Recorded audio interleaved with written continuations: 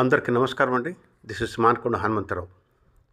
Terrace గార్డెన్లో తీగజాతి మొక్కలు. టెర్రస్ గార్డెన్లో తీగజాతి మొక్కలు వేయాలంటే చిక్కుడు కానీ బీర కానీ ఇటువంటివి వేస్తుంటారు. అది కూడా చాలా తక్కువ మంది వేస్తుంటారు. ఇంకా బరువుగా ఉండే సొర కానీ గుమ్మడి కానీ పుచ్చకాయ కానీ అయితే నేను చూడలేదు. ఒకవేళ ఎవరైనా వేస్తుంటే ఓకే, లేకపోతే దాని మీద కూడా నేను చిన్న ప్రయోగం చేశాను, మీకు చూపిస్తాను. అందుకని ప్రతి దాంట్లో కూడా నేను ఎక్స్పెరిమెంట్ చేస్తే బీరకాయలు బాగా వచ్చాయి, సొరకాయలు బాగా వచ్చాయి, అన్నీ కూడా ప్రతిదీ నాకు మాత్రం చాలా బాగానే వస్తున్నాయి. ఈ మధ్యకాలంలో చూపించాను నాకు దోసకాయలు, పప్పు దోసకాయ చాలా బ్రహ్మాండంగా వచ్చింది. ఇంకా ఈ పందిరి మీద ఎక్కినటువంటి దోసకాయలతో పాటు వేరే మొక్కలు కూడా ఒకసారి పైకి చూడండి.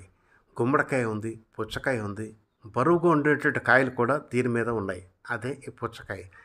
దాని గురించి కూడా సందేహాలు ఉన్నాయి చాలామందికి. ఎంత బరువుగా ఉన్న దాన్ని మోస్తుందా కాస్తుందా అని చెప్పని తగినటువంటి జాగ్రత్తలు తీసుకుంటే కాస్తాయి అని చెప్పి నేను గట్టిగా చెప్పగలను. తీగ జాతకి పాట్ సైజ్ పెద్దగా ఉండాలి, అంటే సాయిల్ బాగా ఎక్కువగా ఉండేదిలాగా ఉండాలి. బరువైన కాయలు కాసినప్పుడు పందిరి మీద దానికి సపోర్ట్ ఇచ్చేలాగా ఆధారంగా ఏదైనా ఇట్లా కడుతూ ఉండాలి. ఉదాహరణకు నేను పైన కట్టాను, అది కూడా దాని గురించి కూడా నేను నెక్స్ట్ వివరిస్తాను.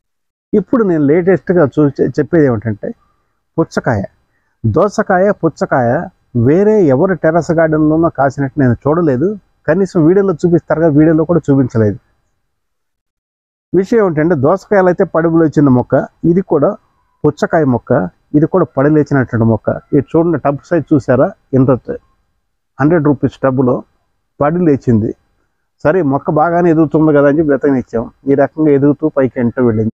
ముందుగానే ఈ టబ్బులో కలిపి ఉంచినటువంటి పేడ, మన్ను, వర్మి కంపోస్టు, కిచెన్ కంపోస్టు ఈ పూత పింద దశ వచ్చేంత చక్కగా సరిపోయింది. తర్వాత లిక్విడ్స్ ఇచ్చాను. ఇది నేల మీద పాకుతాయి కదా, గుమ్మడి కానీ పుచ్చకాయ కానీ దోసకాయ కానీ సహజంగా ఇవి నేల మీద పాకుతూ ఉంటాయి. కాబట్టి ఇంత బరువును తట్టుకుంటుందా లేదన్న చిన్న సందేహం వచ్చి ఈ రకమైన ఏర్పాటు చేశాను నేను. గ్రీన్ పొరత చిరిగిపోయింది కొంచెం ఉంటే దాన్ని ఉట్లో ఉయ్యాల్లాగా పెట్టామాట దీన్ని. సో దట్ ఏమిటంటే ఈ తీగ మీద లోడు పడకోకుండా ఉంటుంది, తెగకోకుండా ఉంటుంది ఒకటి. రెండవది ఏంటంటే మన కోతులు కానీ వచ్చేటువంటి సందర్భంలో ఆ కంగారులో వీటిని ఎత్తుక్కోవు, పరిగెట్టి అయ్యి ఎత్తుకు వేరే మొక్కలు తింటాయి, వేరే కాయలు తింటాయి. కానీ వీటికి తొందరగా కనపడకుండా ఉండటం కోసం అంటే ఒక రకంగా చీటింగ్ ద మంకీస్. ఈ రకంగా చేయటం వల్ల అంటే 2 రకాల ఫాయిదాలు ఉన్నాయి. ఒకటి కింద పడదు, మనం మంకీల గురించి వాటి నుంచి కూడా ప్రొటెక్షన్ కూడా ఇవ్వచ్చు. సో ఫస్ట్ టైం నాకు కూడా టెర్రస్ గార్డెన్లో కాల్సింది కాబట్టి, నేను పెట్టకుండానే వచ్చింది కాబట్టి ఒకసారి మీ అందరికీ చూపించాలని చెప్పి నేను తహతహలాడుతున్నాను. వీలైతే ఒకసారి ఇందులో బక్క తీసి చూపిస్తాను చూడండి. నేను చేసి చిన్న చిన్న ట్రిక్స్ కనుక బాగుంటే మీరు కూడా ఉపయోగించుకోవచ్చు కదా అని నా ఉద్దేశం. వదిలితే తెగిపోయేటట్టుంది, అందుకని చెప్పి నేను వదలట్లేదండి. మళ్ళీ వెనక పెట్టేసేస్తాను నేను. దీన్ని ఇలాగ ఉంచేసేసి తయారైందని చెప్పి ఒక నిర్ణయానికి వచ్చిన తర్వాత అప్పుడే కట్ చేస్తాను, అప్పుడే హార్వెస్ట్ చేస్తాను. ఇప్పుడైతే నేను చెయ్యను, తర్వాత చేస్తాను. సరేనండి. ఇది కనుక నచ్చినట్టయితే లైక్ చేయండి, షేర్ చేయండి. మర్చిపోయానండి, ఎందుకు దీనికి ఏమి ఇచ్చానంటే మామూలుగా ఇచ్చిన అన్ని మొక్కలకి ఇచ్చినట్టు మాత్రం లిక్విడ్ ఫర్టిలైజర్స్ మాత్రమే ఇవ్వడం జరిగింది, ప్రత్యేకించి ఏమీ ఇవ్వడం జరగలేదు. అది కూడా మీరు చెప్పాల్సి ఉంది. ఒకవేళ బాగుంటే లైక్ చేయండి, షేర్ చేయండి.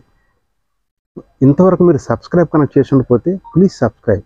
ఇంకా బరువుగా ఉండే తీగజాతి కాయలైనా కానీ టెర్రస్ గార్డెన్లో పెంచుకోవచ్చు అనేటువంటి ఈ కాన్సెప్ట్ కనుక మీకు నచ్చినట్టయితే మీరు కూడా ఈ రకంగా మీ గార్డెన్లో వేసి పెంచుకోండి.